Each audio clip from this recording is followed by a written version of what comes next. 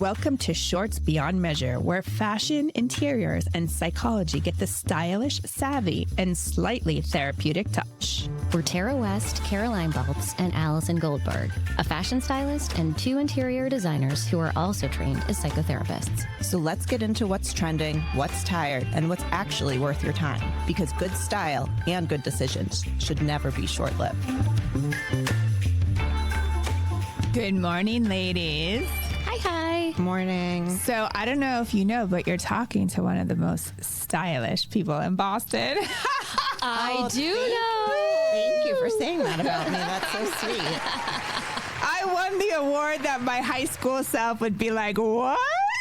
No, it's so cool. I'm not surprised at all. I'm so proud of you. I have to comment about it because it really, I've tried for a really long. This is not easy. Like there has been a lot of schmoozapalooza, some gifteronies. Like I'm not gonna lie, I've worked for this, and when I got it, I was like, okay, all right. Tara got Best of Boston, Best Dressed. Best dressed, Yay. one of them. So proud of you. So proud. And to open up the huge magazine and like it's a whole page. I got a page. I know. You looked good. You looked good. You look So so everybody's Who been dressed you? Exactly.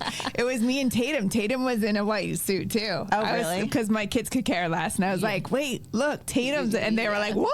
Yeah, they're like ripping out the page of you, throwing it out, and hanging up Tatum.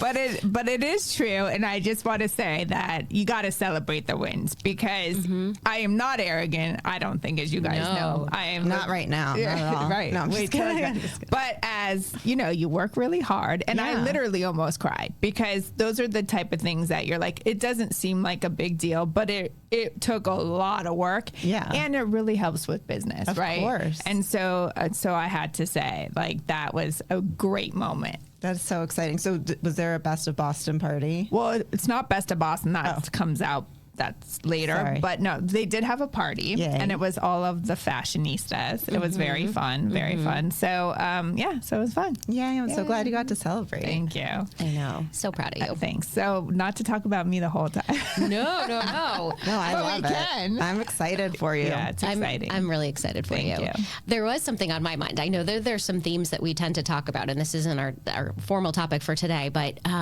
the idea that we've talked about AI frequently because that's ever changing. And then also like Ozempic and the fallout of Ozempic. Like I've been looking at pictures of people now that are like whispers of themselves. And have you seen the bone density pictures too? I saw there's an issue with bone density in Ozempic. Yes. Yeah. Like people's bones are literally also decaying. Right. So that's crazy. Yeah, Crazy. because we were told that Ozempic's like just good for everything. Yeah. No.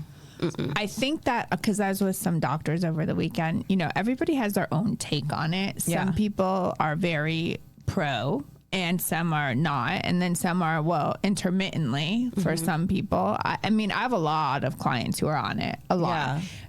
Maybe a lot more than you can imagine. But for some, I think it's really been a positive thing. Like, I don't know if they would have lost the weight without it. Yeah. And so for that, I think it's good.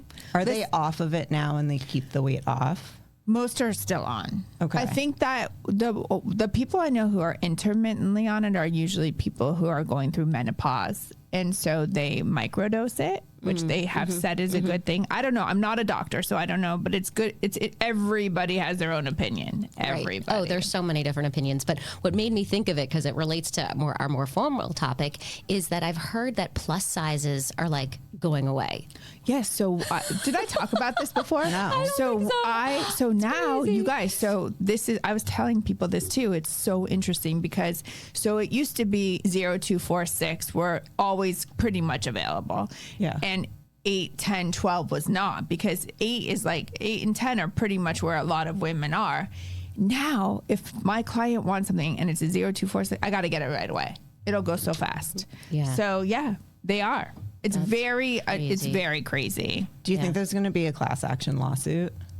Just curious. Probably. I mean, I wish I had taken it now. I want to get in on the lawsuit. Oh my God. Anyways. Dave, were you going to chime in? Did you have something to say, Dave. Mr. Dave? Allison, if you took Ozempic, then like when you turn sideways, we wouldn't be able to see you. So please don't. Yeah, please I know, don't. really. I know what I was going to ask. I know what I was going to ask. When you look at people, there's kind of a weird, almost backlash to Ozempic because I mean, we all have friends that it's like, oh my God, where's the rest of you, right? Like you see them, you haven't seen them for a few months or whatever. And no one admits it. I have a couple friends that admit it, and I respect that. But even if you don't admit it, if you're that person who lost all that weight on Ozempic, don't you think people are looking at you going, easy way out, just took the pill?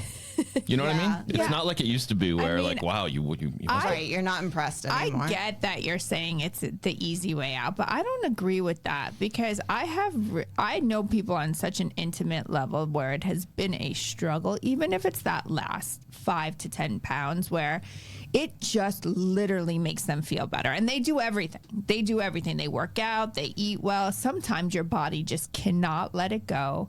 And it has literally made them feel great about themselves. Yeah. So I think, sure, you could say it's the easy way out for some, but not for everyone. Mm-hmm. I think for all the suburban moms that are on it that wanted to just like drop a couple. Yeah. Yeah. I do go for a walk. Sorry, I'll shut up after this, but I have a podcast. I do a podcast, the Modern Medicine podcast with Dr. Dennis Tien, which is excellent, by the way. Thank you for allowing me to plug it. He said he's Are you going to plug our podcast on his? Oh, how do you know I don't? All the time. Yeah, sure, Dave. So he's a big fit. Listeners didn't see me roll my eyes. I saw you. I know. So he's a big fan of it. Just saying it goes a long way to help people who have potentially cardio, heart disease problems and things like that. But I hadn't heard of this thing. It just felt like it was too good to be true. Right. So right. I'm not surprised to hear this news. Sorry. Yeah, I mean, and think about it. Like we'll be hearing more. Yeah. But 10 years ago, if somebody was like, imagine if there could be a pill that made you lose weight, right? Yeah. Like now we have it, and right. look at it's just it's fascinating from a cultural perspective, the fallout, right? Well, actually, one of my friends had said because she's starting menopause and she has gotten that like belly fat that out of nowhere that happened to me, and she was like, everybody around me's getting leaner because of it, and so the pressure now for her is like, should I do it? Right. Do you know what I mean? Because she's like, everybody's withering away, and here I am like going through this where I'm trying to manage it, but like maybe I should just join. I mean, the pressure, you could feel it. Sure. Anyways, okay, as we go shoot myself up. So the topic, and we'll dive into it for a little bit, but the idea is it's called the Rule of 7, and it's a Miller's Law, basically that there's only so many numbers and things people can hold in their head. So like I remember learning about it in grad school or even probably earlier in college, and it was like when you walk into a grocery store, if there's more than like 6 or 7 choices, you start to just be like, oh my God, I can't make this decision. Yeah. So we use it a lot with regards to like, we'll bring a tray with samples and like it'll be the wallpaper and the fabric or whatever, or a mood board. We'll have 3 different mood boards, but we're not going to do 20 different mood boards. We could think of 20 different mood boards like that, but right. that's not helpful to a client. And usually we try to throw in something extreme that actually helps us validate that we're on the right track with the client. We're like, we know she's going to hate this, but let's put it in just in case, That's a Caroline move. It drives me insane. Does it ever work? The opposite? Always. No, we're always right. Yeah. No, but she loves to do that to me and it drives me crazy. When I first started my business, I would bring so much to a client. Like I must have overwhelmed them. Like I would go to the car like 7 times because I was like, they have to walk away with something. And it was so overwhelming. I can't imagine working with me back then. It must have been so annoying. No. But no, really, it was like overwhelming. It was a learning process. Yeah, it was a learning process. Yeah, and now I'm so much better because it's like you listen and then you get to know the person, and it's not about what you like what the outcome is. Yeah. Really. Do you know what I mean? But how do you hold all of that in your head? Like there's Max Mara and there's this and there's so many brands and types and texture. Like how do you go from a million trillion things to like because I just know the person and I know like their price point. I know their style. I know examine it and listen to it and see it. I go to their closet first for a reason, because I really want to be mindful, and also I just get to know them. Like one person will want a Chanel bag and the other will not, so I would not even approach it, you know. Or somebody would look really good in Max Mara but not in Acris, or whatever. You just really get to know them. And so, but I also do I know what everybody has. Like before the season, I go and I like go to New York, and I go everywhere around here, and I just take in all the inventory, so then I know when I work with somebody where I should get it. Is that why you bring clothes to people's houses instead of taking them shopping? Like, because you can already narrow it down for them? Is it too many choices when you take them to the store? No, it's actually just a preference. Okay. I actually prefer going, I don't mind bringing people stuff and to their house. I just prefer going shopping with them, because I feel like we get better results. Right. Because, and then they feel like they're paying for what they want. Because when I shop for some, I'll go to somebody's closet, and whether they want me to shop with them or go for them, if I go for them, that's great. I bring a lot. I'm usually pretty good at what I do. We can style in their house, but then I have to go return if a size doesn't fit, and then come back. So they're paying more than they actually do if we go to a store, but some people don't care. I don't mind either way, but it's really just a preference for people. Because we seldom, like, we don't bring people to the Boston Design Center. Right. We don't. They would be like, I think they would be so overwhelmed. And what about this? And what about that? And like, but one of the best compliments I think that we've gotten or tend to sometimes get, but like when we were at the house in Newton, the husband came by and he was like, we had different carpets for their runner in their living room or whatever.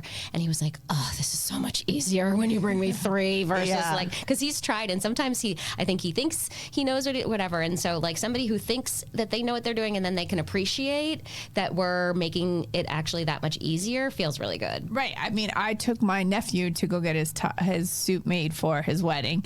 And, you know, we go and there's all these options. Right. And I mean, his head, it was like, whoa, you know, it's like that kind of thing. If you brought me 17 different options, I'd be like, I don't know, you guys just choose. That's why I hired you, right? Yes. And so that's why he wanted me there too, because he was like, just hone it in. Like, I don't know. Like, that's why we hire you, because we don't know. Know what you don't know. That's right. That's right. That's my word of wisdom today. It's really deep. I know. It is deep. But it is interesting, the process, and everybody's different. You know, I think I told you guys too that sometimes when people go shopping with me, it's really just an educational tool too. It's like educating them on what brands are out there, because they might not know, and what looks good on them. And so sometimes that's fun too. Instead of me just bringing things and and putting them together, they're actually getting an education in fashion, what works for them. Yeah. I would say even in the span of time that we've been designers, call it 10 years or so, the choices have exploded in terms There's so many. So like, I can't imagine. I mean, it's not even just, okay, there's all these different tiles. It's how do you lay the tile out? And then you can do a nice bead and frame things and make it maybe more like a wood paneling option in a bathroom, but use tile to do that. Or the number of doors and arches and like everything. It's fun.